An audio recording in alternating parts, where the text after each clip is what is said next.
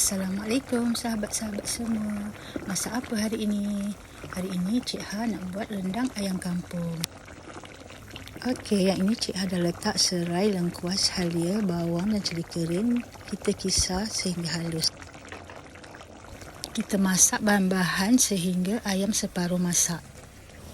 Setelah airnya mengering, kita masukkan santan pekat setengah kotak ya Cik Ha guna. Gaulkan sebati ke semua bahan-bahan. Kita masak lagi sehingga dia merata. Tambahkan sedikit air supaya tidak terlalu kering. Kemudian kita masukkan garam, serbuk perasa dan asam keping. Masukkan kerisik. Kemudian kita gaulkan sebati. Masak lagi sehingga bahan-bahan sebati dan ayam lembut. Setelah ayam lembut, masukkan daun kunyit yang telah kita hiris halus. Kemudian gaulkan sebati ke semua bahan-bahan.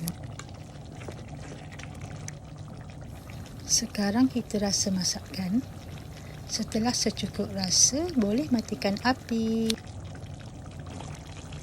Okey kawan-kawan, dah pun siap. Selamat mencuba. Jumpa lagi resepi yang akan datang. Assalamualaikum. Bye.